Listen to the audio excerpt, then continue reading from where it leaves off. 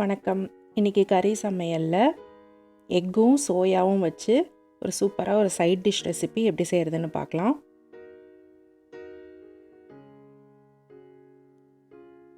Soya egg fry. இந்த ரெசிபிக்கு meal maker 1 cup நல்லா பாயில் பண்ணி ஆறுனதுக்கப்புறமா தண்ணியெல்லாம் சுத்தமாக பிழிஞ்சிட்டு கட் பண்ணி எடுத்து வச்சுக்கோங்க.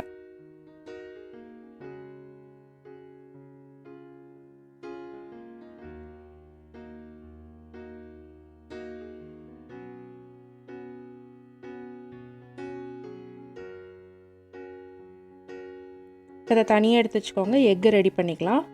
ஒரு கடாயில் எண்ணெய் 2 டீஸ்பூன் விட்டு, இந்த ரெசிபிக்கு நம்ம 2 முட்டை எடுத்துருக்கோம். நீங்கள் 3-4 கூட சேர்த்துக்கலாம். உப்பு ஒரு பிஞ்ச் சேர்த்து நல்லா லோ மீடியம் ஹீட்லேயே இந்த மாதிரி லைட்டாக கலந்து விட்டுக்கிட்டே இருங்க. எக்கு வந்து ஸ்க்ராம்பிள் ஆகும்.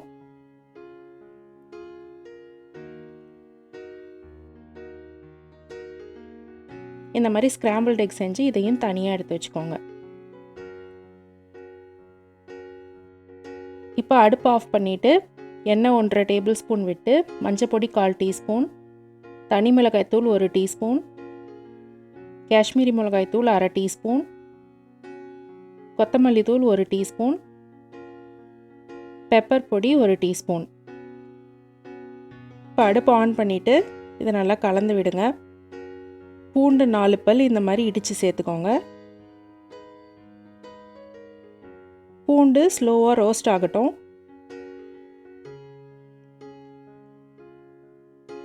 இதில் பச்சை மிளகா 2, வெங்காயம் ஒரு பெரிய சைஸ் வெங்காயத்தில் பாதி நல்லா பொடி பொடியாக நறுக்கி சேர்த்துக்கோங்க.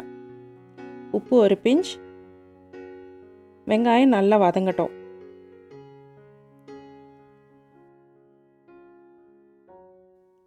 வெங்காயம் பாருங்கள் நல்லா இந்த அளவுக்கு வதங்கினதும் தண்ணி சேர்த்துக்கலாம். ஒரு 1/4 கப்.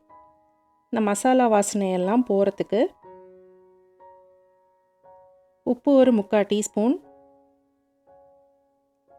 இதை 1 நிமிஷம் அப்படியே வதக்கிட்டு தண்ணி கொஞ்சம் இருக்கிறப்பவே நம்ம கட் பண்ணி வச்சுருக்கிற மீல் மேக்கர்லாம் சேர்த்துருங்க.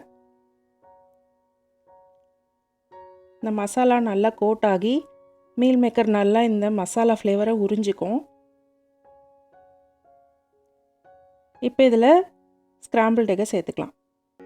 சேர்த்து நல்லா கலந்து விடுங்க.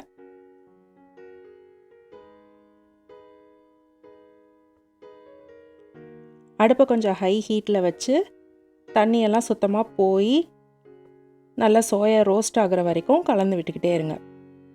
நீங்கள் நல்ல ஹெவி பாட்டம் கடாய் இதுக்கு யூஸ் பண்ணால் தான் உங்களுக்கு இந்த மாதிரி ரோஸ்ட்டு செய்ய முடியும். இல்லைனாலாம் ஒட்டிட்டு சீக்கிரமாக தீஞ்சு போயிடும். அதனால் நீங்கள் யூஸ் பண்ணுற கடாய் ரொம்ப முக்கியம்.